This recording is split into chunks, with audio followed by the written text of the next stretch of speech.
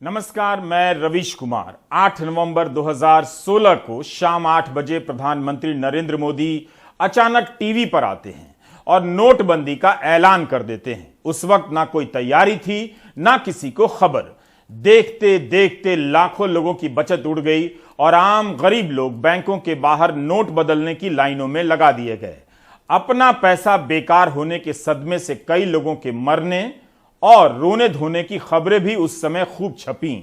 क्या देश कभी जान पाएगा कि वह फैसला कैसे लिया गया, क्यों लिया गया और उसका नतीजा क्या निकला? क्या यह भी जान पाएगा कि कितने लोग अपने नोट नहीं बदल सके और वो राशि कितनी रही होगी, जिससे पता चले कि आम लोगों की मेहनत की कमाई के इतने हजार करोड़ नष्ट हो गए। 8 नवंबर 2016 के दिन ऐसा धमाका हुआ कि किसी को समझ नहीं आया। यह फैसला भी 2020 की तालाबंदी के जैसा था। एक ही झटके में देश सड़क पर आ गया। पुराने नोट बदलने की समय सीमा इतनी कम थी कि बैंकों के बाहर लंबी लंबी कतारें लग गई। नोटबंदी के बाद बैंकों के कई कैशियरों ने बताया कि उनके पास नोट गिनने तक की मशीनें नहीं थी। हाथ से गिनने के कारण कम नोट गिने गए तो अपनी जेब से उसकी भरपाई करनी पड़ी। कई बैंकरों ने कर्ज लेकर नोट गिनने में आई कमी की भरपाई की। उस समय उन्हें लग रहा था कि वे किसी महायज्ञ में, राष्ट्रीय महायज्ञ में योगदान कर रहे हैं। दूसरी तरफ आम महिलाओं ने घर वालों से बचाकर जो पैसे जमा किए थे उसे घर के पुरुषों के हवाले करने पड़ गए या फिर उनका पैसा ही नष्ट हो गया। नोटबंदी ने समाज पर व्यापक असर डाला। मीडिया रिपोर्ट के अनुसार नोटबंदी के दौरान 150 से अधिक लोग मर गए। ऐसे अनेक लोगों के काम धंधे छूट गए। जीडीपी को गहरा धक्का पहुंचा और कई धंधे बंद हो गए। नोटबंदी के बाद centre for monitoring Indian economy CMI की रिपोर्ट ने बताया कि जनवरी से लेकर अप्रैल 2017 के बीच 15 लाख लोगों की नौकरियां चली गईं। तब सरकार के मंत्रियों ने तरह तरह के दावे किए कि भारत से काला धन मिटने वाला है, जाली नोट समाप्त होगा, नक्सलवाद, आतंकवाद सब मिट जाएगा, जबकि ऐसा कुछ नहीं हुआ। प्रधानमंत्री ने देश से 50 दिन का समय मांगा तो कभी कह दिया कि वे फकीर हैं, झोला लेकर चले जाएंगे। फैसले का आघात इतना बड़ा था कि किसी को ध्यान नहीं रहा कि अचानक इस फैसले पर सरकार कैसे और क्यों पहुंची। इस फैसले से एक एक नागरिक प्रभावित हुआ। बहुत से लोग विदेशों में थे, वे 500 और 1000 के नोट नहीं बदल सकते। रिजर्व बैंक के बाहर लाइनें लग गई। कईयों के यहाँ शादियां होने वाली थी, सारे खर्चे रुक गए। रिजर्व बैंक के बाहर लाइनें लग गई, कईयों के यहाँ शादियां रुक गईं। फिर भी एक सवाल बार बार उठता ही रहा कि नोटबंदी का फैसला क्यों लिया गया, किन लोगों के कहने पर लिया गया और इसका फायदा क्या हुआ। मैंने सिर्फ देश से 50 दिन मांगे हैं, 50 दिन। 30 दिसंबर तक मुझे मौका दीजिए मेरे भाइयों बहनों। अगर 30 दिसंबर के बाद कोई मेरी कमी रह जाए, कोई मेरी गलती निकल जाए, कोई मेरा गलत इरादा निकल जाए, आप जिस चौराहे में मुझे खड़ा करेंगे, मैं खड़ा होकर के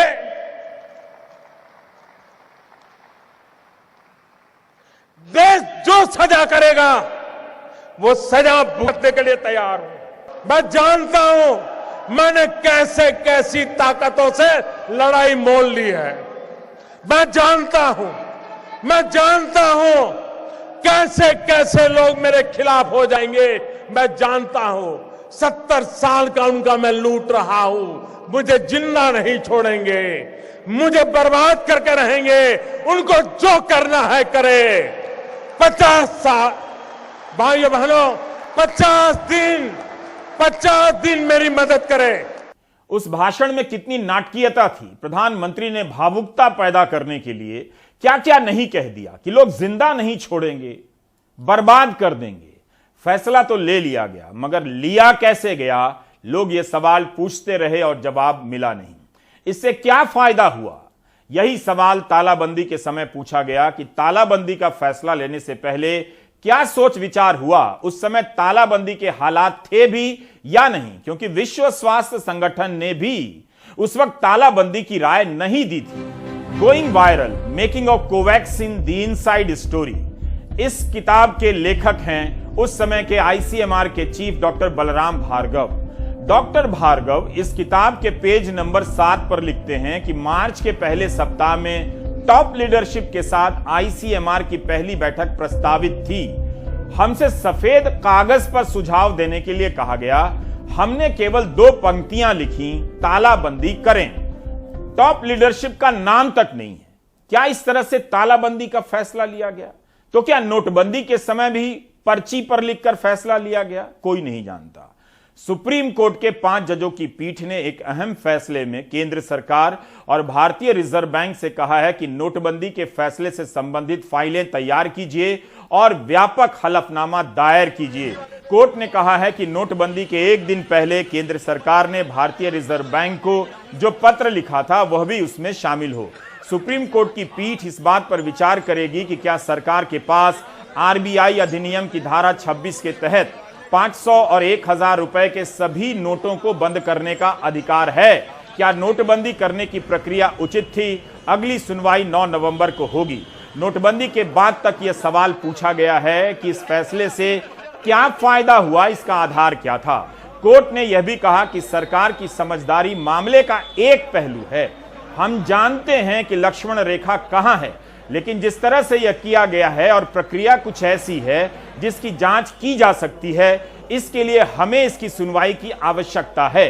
कोई भी घोषणा एक तरह से या दूसरी तरह से भावी पीढ़ी के लिए है। हमें लगता है कि यह संविधान पीठ का कर्तव्य है कि वह इसका किसी ना किसी तरह से जवाब दे।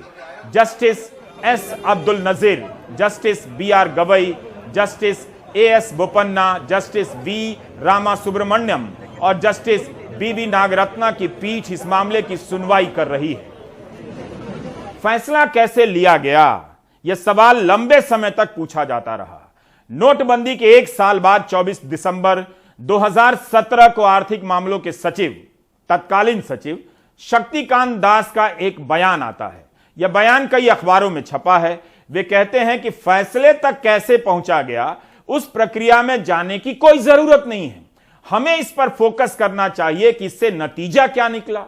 चलिए इसी पर बहस हो जाए। बता दीजिए कि क्या नतीजा निकला। वही शक्तिकांत दास इस समय भारतीय रिजर्व बैंक के गवर्नर हैं। Sir, you said that this particular decision must have come as a surprise to everyone. I want to know, sir, when exactly was this decided that you need to stop? If you can just throw light on that, and how many consultations? You said the chief secretaries were sensitized. So were they sensitized at that moment when you took this decision, or when? I mean, no, if you the could chief just... secretaries have been sensitized only after the decision was announced by the Honorable Prime Minister, and the chief secretaries were sensitized about the steps which they are now required to take. So therefore, and this matter has been under consultation, discussion and internal consultations in the government for a very long time. So I would feel that there is no need to go into the process which led to this decision. I think what we should be focusing on is the outcome and the decision itself. आखिर सरकार प्रक्रिया के बारे में क्यों नहीं बताना चाहती थी? अगस्त 2019 में आरटीआई के आधार पर लाइव मिंट बिजनेस स्टैंडर्ड में खबर छपती है कि रिजर्व बैंक के बोर्ड ने चेतावनी दी थी कि नोटबंदी से भारत की अर्थव्यवस्था पर नकारात्मक असर पड़ेगा और काले धन पर खास असर नहीं पड़ेगा। नोटबंदी के फैसले के ऐलान से 2.5 घंटे पहले रिजर्व बैंक के बोर्ड ने यह राय दी थी। बोर्ड ने कहा कि काला धन कैश में नहीं है, दूसरे रूपों में है। सुप्रीम कोर्ट के पास जब पूरी फाइल पहुंचेगी तब इन सवालों की पुष्टि होगी, जवाब मिल सकते हैं। पता चलेगा कि क्या नोटबंदी से नुकसान की चेतावनी दी गई और यह चेतावनी कैसे बदली गई। मीडिया की पुरानी रिपोर्ट उठाकर देखिए। नोटबंदी के अगले साल 2017-18 की रिपोर्ट में रिजर्व बैंक ने कहा है कि 99.3% नोट वापस आ गए, केवल 10,720 करोड़ वापस नहीं आए। जबकि नोटबंदी के बाद नए नोट छापने में ही रिजर्व बैंक को करीब 8,000 करोड़ रुपए खर्च करने पड़ गए। जबकि सरकार सुप्रीम कोर्ट में लंबे चौड़े दावे करती रही कि इतना लाख करोड़ काला धन वापस नहीं आएगा, नष्ट हो जाएगा, मगर ज्यादातर पैसा तो उस समय वापस आ गया। सुप्रीम कोर्ट में अटॉर्नी जनरल ने कहा कि सरकार को उम्मीद है कि 10 से 11 लाख करोड़ रुपया वापस आएगा और 4 से 5 लाख करोड़ नोट वापस नहीं आएगा। भारतीय रिजर्व बैंक ने अपनी सालाना रिपोर्ट में कहा कि 15.3 लाख करोड़ 500 और 1000 रुपए के पुराने नोट 30 जून 2017 तक वापस आ गए। उस समय जाली नोट को लेकर खूब भ्रम फैलाया गया कि भारतीय मुद्रा में जाली मुद्रा का चलन बढ़ गया है, लेकिन पता चला कि कुछ करोड़ रुपए ही जाली नोट पकड़े गए। राष्ट्रीय अपराध शाखा ब्यूरो की रिपोर्ट के अनुसार 2020 में 92 करोड़ के जाली नोट बरामद हुए। 2019 की तुलना में 190% अधिक है। उस साल 25 करोड़ के जाली नोट बरामद हुए थे, यानी नोटबंदी के बाद जाली नोटों की संख्या बढ़ गई। मई 2022 में भारतीय रिजर्व बैंक की रिपोर्ट आई कि 500 के जाली नोटों की संख्या में 102% तक की वृद्धि हुई है। 2000 के जाली नोटों की संख्या में 55% की वृद्धि हुई है। हमने पिछले सप्ताह बताया कि केवल गुजरात और महाराष्ट्र में चंद रोज पहले 317 करोड़ के जाली नोट पकड़े गए हैं। नोटबंदी के बाद के वर्षों से भी ज्यादा जाली नोट पकड़े गए। तो नोटबंदी से जाली नोट समाप्त नहीं हुए। आपको एक और चीज बताना चाहता हूं। नोटबंदी से एक साल पहले 23 दिसंबर 2015 को राज्यसभा में सरकार ने कहा कि भारत में कितने जाली नोट चलन में है इसका कोई ठोस अनुमान नहीं, पता ही नहीं था। मगर जाली नोट के नाम पर भी नोटबंदी को सही बताया गया। इसी जवाब में गृह राज्य मंत्री हरिभाई चौधरी कहते हैं कि 2014 में 36 करोड़ के जाली नोट पकड़े गए। क्या जाली नोट इतने अधिक हैं जो पकड़ा गया था 36 करोड़ कि नोटबंदी ही एकमात्र रास्ता दिखा? अब बात करते हैं सूचना के अधिकार की। इस कानून को आए 17 साल हो गए। दुनिया भर में और भारत में पत्रकारिता खत्म की जा रही है। गोदी मीडिया के पास हजारों करोड़ रुपए के विज्ञापन हैं, मगर सरकार के दावों पर सवाल करने वाली रिपोर्ट या डिबेट नजर नहीं आती है। ऐसे में सूचना के अधिकार का महत्व आपके लिए बढ़ जाता है।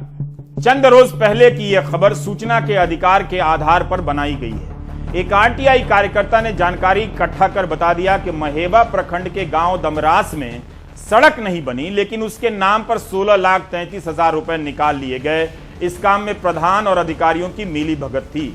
जब यह सूचना बाहर आई तब जिलाधिकारी को कार्रवाई करनी पड़ी और 7 अधिकारियों को सस्पेंड किया गया। इस रिपोर्ट में सूचना के अधिकार के कार्यकर्ता का नाम नहीं दिया गया है।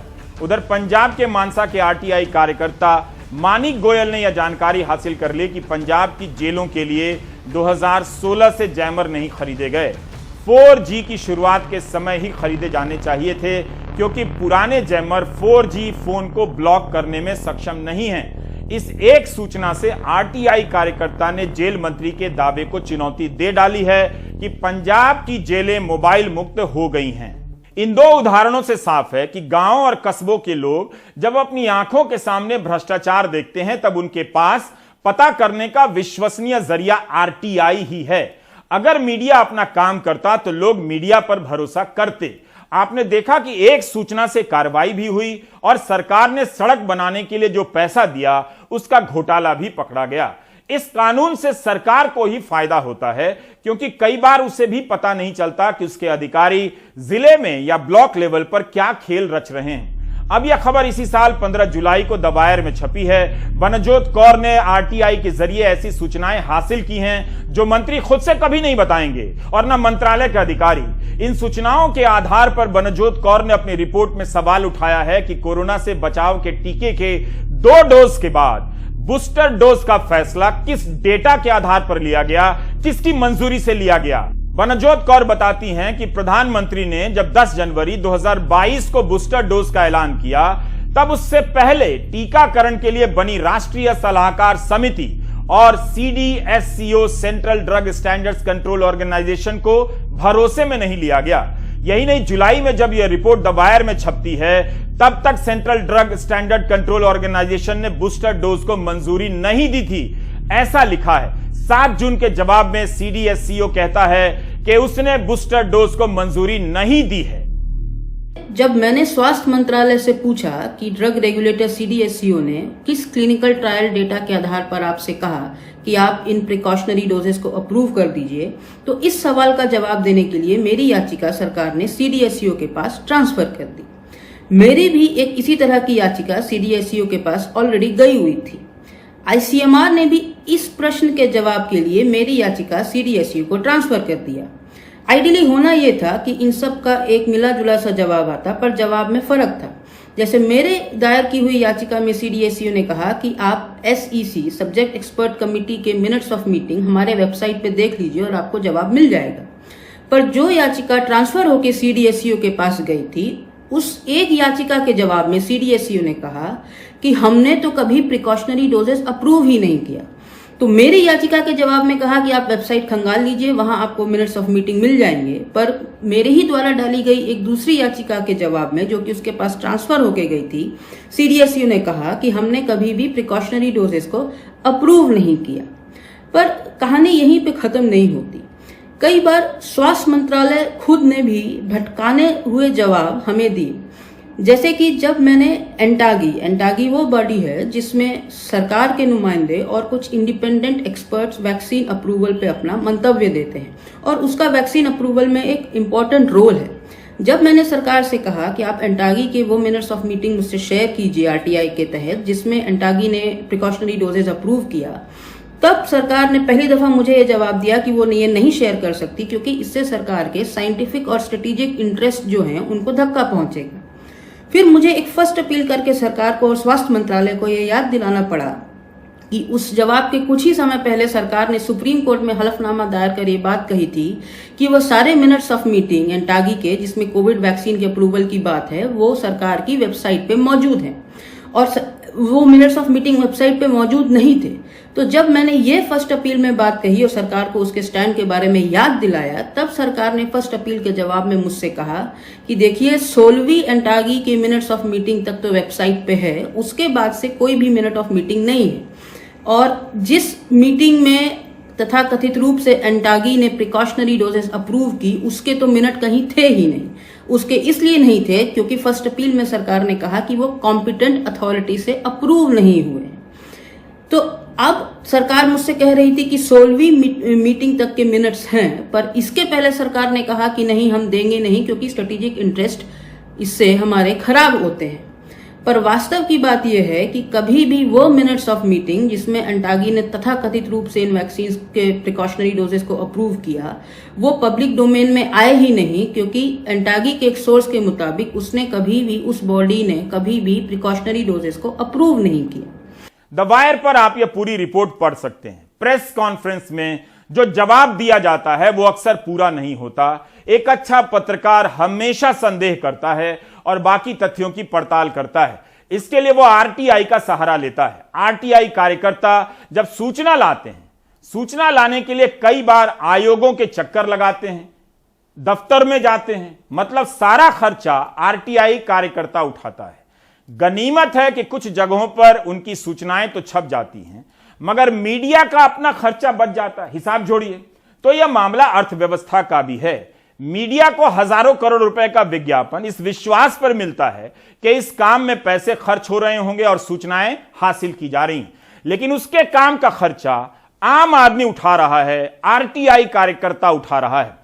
यह खबर टाइम्स ऑफ इंडिया में छपी है, 22 जुलाई की है। RTI कार्यकर्ता रोबिन जैकियस ने RTI से पता लगाया कि हैदराबाद नगर निगम पर 95,275 करोड़ रुपए का कर्जा है, जबकि निगम की कुल आय करीब 96,000 करोड़ रुपए ही है। इसी तरह RTI से जानकारी मिलती है कि मेदिनीपुर में 122 किसानों ने आत्महत्या की है, मगर बंगाल सरकार कहती है कि एक भी किसान ने आत्महत्या नहीं की है। सूचना के अधिकार से आप किसी घटना के कुछ समय बाद भी जानकारी हासिल कर सकते हैं। घटना के समय तो सरकार के भीतर की मशीनरी अलर्ट रहती है, जानकारी देने में आनाकानी कर सकती है, लेकिन कई बार देखा गया है कि कुछ समय के बाद कोई अधिकारी ऐसा जवाब दे देता है कि सरकार के दावों की पोल खुल जाती है।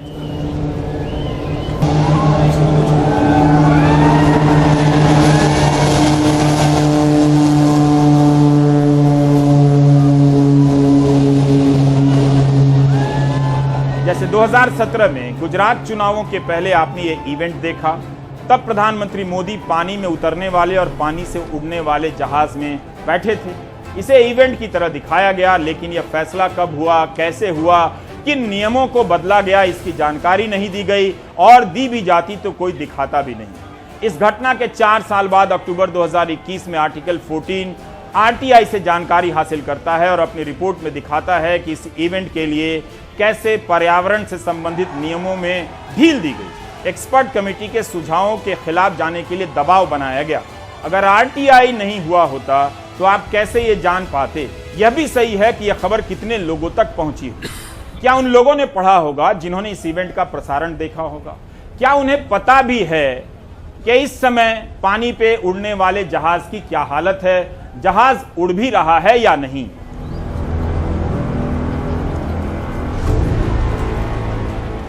कई बार सरकार पर भी असर हो जाता है। इस साल मई में एक खबर छप गई कि चंडीगढ़ के अस्पताल में गर्भवती और नवजात बच्चों के डीएनए टेस्ट के लिए खराब किट्स का इस्तेमाल हो रहा है।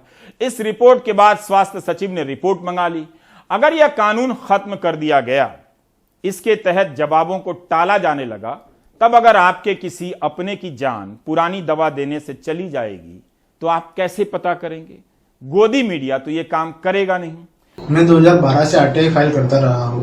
मैंने अभी तक 200 से ज़्यादा आरटीआई फाइल की हुई है। मैं अपने अनुभव से बता सकता हूँ कि आरटीआई में सबसे ज़्यादा जरूरी होता है कि आप आरटीआई को कैसे ड्राफ्ट करते हो। अगर ड्राफ्ट करने में एक जरा से भी चूक हो गई तो सरकारी अफसर उसका माहिती नहीं देते हैं। इसका ये मतलब नहीं होता है कि अगर आपने अच्छे से ड्राफ्ट की और फाइल की आरटीआई तो आपको जवाब मिल ही जाए। सरकारी अफसरों के पास बहुत सारे बहाने होते हैं, जिसका बहाना लेके वो आरटीआई में इंफॉर्मेशन देने से मना कर देते हैं। मैं एक उदाहरण देना चाहता हूँ। मैंने परीक्षा लेने वाले एक आयोग में आरटीआई फाइल करके पूछा था कि परीक्षा में क्वेश्चन पेपर और आंसर की बनाने वाले पर्सन की एजुकेशन क्वालिफिकेशन क्या है, तो मुझे उनकी प्राइवेसी का बहाना बना के माहिती देने से मना कर दिया गया। अब जब एक नागरिक को माहिती देने से मना किया जाता है तब नागरिक के पास विकल्प होता है कि वो सूचना आयोग में उसकी सेकंड अपील फाइल करे। लेकिन जब सूचना आयोग में नागरिक अपनी सेकंड अपील फाइल करता है और उसकी हियरिंग डेट आती है तो नागरिक को खुद सूचना आयोग में प्रेजेंट रह के अपना केस डिफेंड करना पड़ता है। अगर किसी कारणवश नागरिक हियरिंग के दिन हाजिर ना रह पाए तब ज़्यादातर केस में सूचना आयोग सरकारी अफसर की बात सुन के उनके फेवर में फैसला दे देते हैं। उसका एक बड़ा कारण ये है कि भारत में ज़्यादातर सूचना आयोग वो है जो सरकार से रिटायर्ड किए हुए अफसर है। दूसरी बात, जब नागरिक हियरिंग के दिन प्रेजेंट रह के अपना केस डिफेंड करना चाहे तब भी उसको अपनी बात रखने के लिए 4 से 5 मिनट का ही समय दिया जाता है। तीसरी बात, अगर जब नागरिक अपना केस अच्छे से डिफेंड कर पाए और सूचना आयोग को भी लगे कि नागरिक की बात सच है और सरकारी अफसर ने माहिती नहीं दी है और सरकारी अफसर दोषी है, तब भी उस बहुत रेयर केस होता है जब सूचना आयोग सरकारी अफसर पे कोई पेनल्टी लगाते हैं। चौथी और मुख्य बात, आरटीआई का मुख्य उद्देश्य है गवर्नेंस में ट्रांसपेरेंसी लाने का। ट्रांसपेरेंसी के लिए गुजरात हाईकोर्ट ने अपने सारे बेंचेस की यूट्यूब पे लाइव स्ट्रीमिंग स्टार्ट कर दी है, तो सूचना आयोग क्यों अपनी प्रोसीडिंग की लाइव स्ट्रीमिंग नहीं कर सकता है? एक मसला आरटीआई कार्यकर्ताओं की सुरक्षा का भी है। उनसे कहा जाता है कि घर या दफ्तर का पता दें, जबकि कोलकाता हाईकोर्ट का आदेश है कि आप भारतीय डाक विभाग से पोस्ट बॉक्स नंबर लेकर वही पता दें। मगर स्पीड पोस्ट से सूचना जाती है और स्पीड पोस्ट का डाक पोस्ट बॉक्स में जमा नहीं होता। एक आंकड़े के अनुसार अभी तक 99 आरटीआई कार्यकर्ताओं की जान जा चुकी है, 180 पर जानलेवा हमले हो चुके हैं। तो कोई भी नहीं चाहता। इससे साफ है कि सूचना के अधिकार के तहत व्यवस्था ऐसी बन जाए कि हर नागरिक बेखौफ सूचनाएं मांगने लग जाए, क्योंकि तब सबकी पोल खुल जाएगी। अंजलि भारद्वाज का सतर्क नागरिक संगठन लगातार इन सवालों को लेकर काम करता है। तब भी काम करता है जब गोदी मीडिया में बदल चुके मीडिया का ध्यान इन प्रश्नों पर नहीं जाता है। 17 साल हो गए इस कानून को आए हुए, लेकिन आज अगर लोग सूचना मांग रहे हैं तो सरकारें बहुत समय पर तो ये कह रही हैं कि हम सूचना रख ही नहीं रहे, हमने सूचना रखना बंद कर दिया है। जैसे लोग सवाल पूछते हैं कि कोविड के समय पर ऑक्सीजन की कमी से कितने लोगों की मृत्यु हुई, तो सरकारें कहती हैं कि हमारे पास ये डेटा ही नहीं है। अगर पूछा जाए कि माइग्रेंट वर्कर्स जो प्रवासी मजदूर थे उनकी मृत्यु हुई, कितनी मृत्यु हुई जो चल के जा रहे थे कोविड के समय पे, सरकार कहती है डेटा नहीं है। ये एक बड़ा तरीका है लोगों की सूचना के अधिकार को संकुचित करने का। आज दूसरी जो प्रहार हम देख रहे हैं वो है कि सरकारें सवालों का जवाब नहीं देती अगर उनके लिए इनकन्वीनियंट होता है सवाल। अगर भ्रष्टाचार के बारे में, मानव अधिकारों के हनन के बारे में सूचनाएं मांगी जाएं तो बिना किसी लीगल तथ्य के सरकारें सूचना देने से मना कर रही हैं। अब ऐसे में हमारे पास एक नागरिक के नाते एक ही रास्ता रह जाता है कि हम इंफॉर्मेशन कमीशन, सूचना आयोगों में जाकर शिकायत और अपील कर सकें। वहां पर भी हम देख रहे हैं कि सरकारें कोशिश कर रही हैं कि ये आयोग सही से ना चल सके, इंडिपेंडेंट तरीके से अपना काम ना कर सकें और सरकारों को ये ना कहें कि आप सूचना मुहैया कराएं। अब पहला प्रहार जो हो रहा है इंफॉर्मेशन कमीशंस पे वो ये है कि सरकारें कमीशंस में आयुक्तों की नियुक्ति नहीं कर रही। तो अगर हम सेंट्रल इंफॉर्मेशन कमीशन को देखें, केंद्र सरकार ने 2014 से एक भी कमिश्नर की नियुक्ति नहीं की जब तक लोग कोर्ट्स में नहीं गए हैं, कचहरी में नहीं गए हैं। तो इसी तरह से और भी जगहें हैं जहां पर राज्यों में नियुक्तियां नहीं की जा रही हैं। आज झारखंड और त्रिपुरा के इंफॉर्मेशन कमीशंस बंद पड़े हैं, डिफंक्ट हैं, क्योंकि एक भी कमिश्नर की नियुक्ति नहीं की गई है वहां पर जब से पुराने कमिश्नर रिटायर हुए हैं।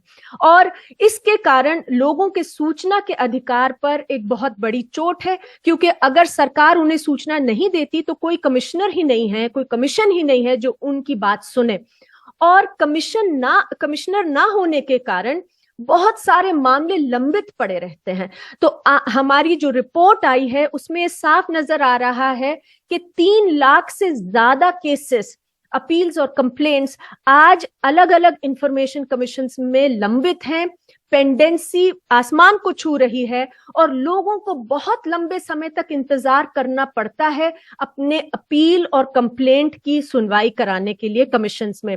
सतर्क नागरिक संगठन ने कुछ आंकड़े दिए हैं। देश भर में जितने सूचना आयोग हैं उन पर एक रिपोर्ट तैयार की है ताकि आपको पता चले कि आप तक जानकारी ना पहुंचे। इसके लिए केवल गोदी मीडिया का उदय नहीं हुआ है बल्कि इस कानून को भी कमजोर किया जा रहा है। झारखंड और त्रिपुरा का सूचना आयोग पूरी तरह से निष्क्रिय है। नए सूचना आयुक्त की नियुक्ति नहीं हुई। मणिपुर, तेलंगाना, पश्चिम बंगाल और आंध्र प्रदेश के सूचना आयोग में मुख्य सूचना आयुक्त ही नहीं है। सूचना आयोगों में अपीलों और शिकायतों का बैकलॉग बढ़ता ही जा रहा है। सूचना आयोग ने 95% मामलों में पेनल्टी ही नहीं लगाई। अगर दंड ही नहीं देंगे तो अधिकारी कैसे सुधरेंगे?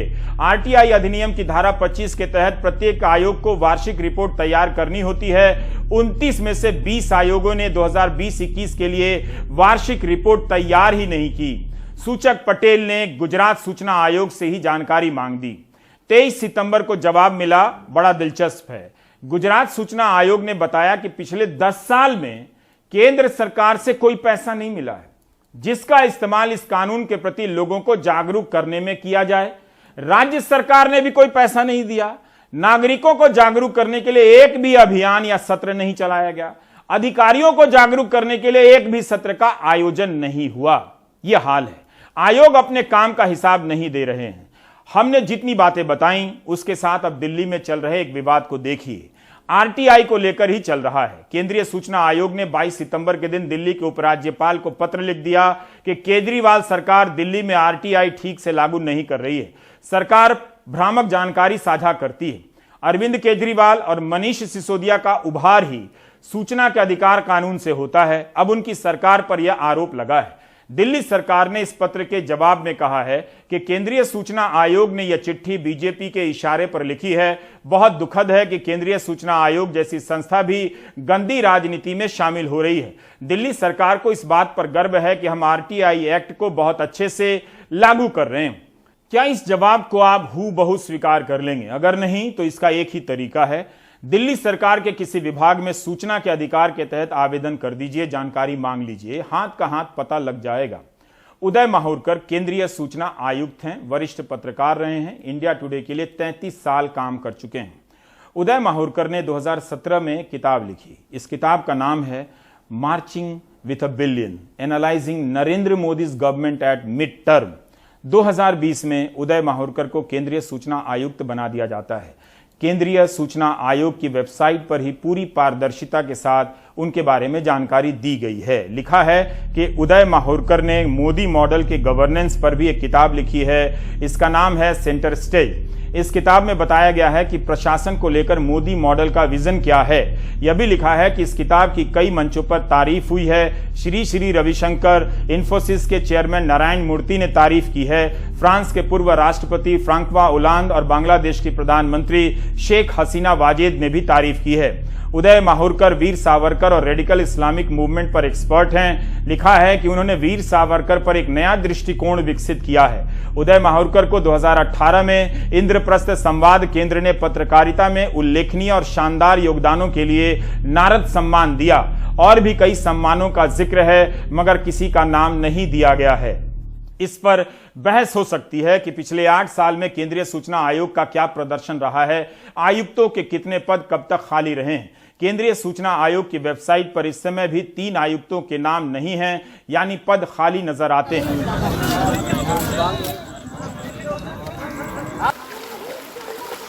सितंबर और अक्टूबर की बारिश जो तबाही लेकर आई है, उसकी सूचना भी देश को कम है, हमें भी नहीं है। यूपी के बलरामपुर बाराबंकी जिले में सरयू और घाघरा नदी का पानी उफान पर है।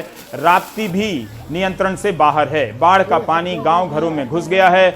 आम गरीब लोग प्रभावित हो रहे हैं। प्रशासन दावा कर रहा है कि राहत पहुंचाई जा रही है। 8-8 घंटे के रोस्टर पर सचिव, लेखपाल, मेडिकल और नर्सिंग के लोग राहत के काम में लगाए जा रहे हैं, लेकिन कई लोग इस दावे से संतुष्ट नहीं। अब इस बाढ़ का कवरेज होता तो प्रशासन को भी उसी समय पता चलता कि उसके काम में कहां कमी रह जा रही है, सुधार करने का मौका मिलता, लोगों की परेशानी कम होती, लोग भी सरकार की जय जय करते। कवरेज होता तो लोगों को यह भी पता चलता कि आपदा राहत के काम में प्रशासन को कितनी मुश्किलों का सामना करना पड़ता है। लेकिन अब के गोदी मीडिया के दौर में यह सब स्पीड न्यूज की खबरें हैं। 4 सेकंड में खबर समाप्त हो जाती है। कितने हजार एकड़ में फसलें बर्बाद हुई हैं, किस किसान की कितनी लागत डूबी है, मुआवजा मिलने की प्रक्रिया क्या है, सभी को मिल भी रहा है या कुछ ही को मिल रहा है। अब ये सभी सवाल पत्रकारिता के कोर्स से ही बाहर कर दिए गए हैं। बहुत पानी आ गया सर, घरों में पानी भर गया है, इतनी समस्याएं हो रही हैं, जीव जंतु निकल के घर में आ रहे हैं। खाना बनाने के लिए छोटे छोटे बच्चे हैं जिनको खाने में बड़ी दिक्कत हो रही है। गवर्नमेंट की तरफ से भी कोई भी सुविधा मुहैया नहीं हुई है, ना कोई, बस नाव लगा दी गई है सेंटर पर, अभी कोई खाने पीने का ना कोई लंच पैकेट है, ना कुछ कोई भी व्यवस्था यहाँ पे अभी नहीं हुई। घर में पानी भरा, तख्त के ऊपर लोग चारपाई रख के और कोई व्यवस्था करके किसी तरह खिचड़ी तहरी बना के किसी तरह बच्चों को का पेट पालन हो रहा है। ये समझ लीजिए इतनी समस्या, ऊपर से भी परस रहा, नीचे से तो आप लोग देख ही रहे।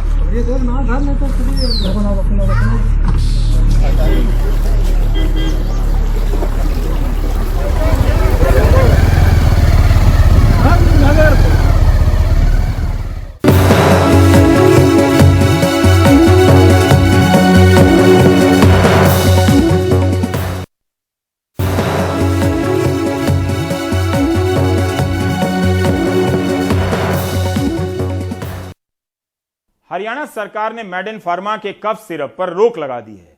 पिछले दिनों विश्व स्वास्थ्य संगठन ने चेतावनी जारी की कि इस कंपनी के कफ सिरप पीने से अफ्रीका के गांबिया में 66 बच्चे मर गए।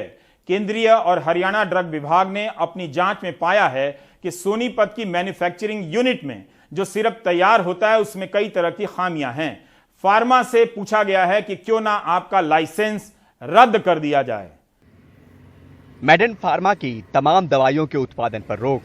हरियाणा और केंद्र सरकार के ड्रग विभाग के अधिकारियों ने मेड इन फार्मा के इस प्लांट के निरीक्षण के दौरान और शक के घेरे में आई कफ सिरप को लेकर कई तरह की खामियां पाई। हरियाणा के ड्रग कंट्रोलर ने मेड इन फार्मा को कारण बताओ नोटिस जारी कर 14 अक्टूबर तक अपना पक्ष रखने को कहा है। इस नोटिस में कहा गया कि मिली खामियों को देखते हुए क्यों न आपका लाइसेंस रद्द कर दिया जाए। अफसरों को निरीक्षण के दौरान शक के दायरे में आई कफ सिरप के उत्पादन और टेस्टिंग में इस्तेमाल उपकरणों की लॉगबुक नदारद मिली। सिरप में इस्तेमाल कई सॉल्ट के बैच नंबर भी नहीं मिले। कंपनी ने गांबिया भेजी गई कफ सिरप का सही तरीके से वैलिडेशन भी नहीं किया। सवालों के घेरे में आए प्रोडक्ट की टेस्टिंग रिपोर्ट भी कंपनी देने में नाकाम रही। फार्मा कंपनी ने डाई इथाइलिन ग्लाइकॉल और इथाइलिन ग्लाइकॉल को लेकर प्रोपिलीन ग्लाइकॉल की क्वालिटी टेस्टिंग तक नहीं की। सोनीपत फार्मास्यूटिकल कंपनी के जो 3 ड्रग्स WHO ने मेंशन किए हैं उनका तो अभी हमने सैंपल भेजा हुआ है सेंट्रल ड्रग लेबोरेटरी कलकत्ता में। उसकी अभी रिपोर्ट नहीं आई उसका तो उसकी रिपोर्ट आने पर हम कार्रवाई करेंगे, परंतु केंद्र और हरियाणा के ड्रग डिपार्टमेंट ने इसकी जॉइंट इंस्पेक्शन की थी। उसमें काफ़ी कमियां मिली, लगभग 12 कमियां उसमें मिली। मेडेन फार्मा की अलग अलग दवाइयों को लेकर देश के 4 राज्यों ने अलग अलग वक्त पर खामियों की बात कही थी। वहीं इस फार्मा कंपनी के खराब प्रोडक्ट को लेकर वियतनाम ने 2 साल तक इसे बैन भी किया था। अब हरियाणा सरकार ने सख्त फैसला लेते हुए कंपनी के उत्पादन पर पूरी तरह से रोक लगा दिया है। उनको मद्दे रखते हुए अब ये फैसला किया गया है कि इसकी टोटल प्रोडक्शन बंद कर दी जाए और उसका हमने नोटिस दे दिया है।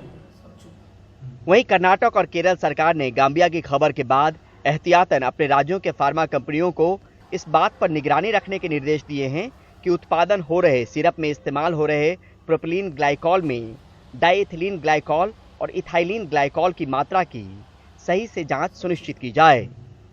सख्ती भी जरूरी है और जरूरत सख्त फैसले लेने की भी है, साथ में सबक भी, क्योंकि सवाल महज एक कंपनी का नहीं बल्कि वैश्विक स्तर पर भारत की साख से जुड़ा है। नई दिल्ली से परिमल कुमार, एनडीटीवी इंडिया। आप देख रहे थे प्राइम टाइम। नमस्कार।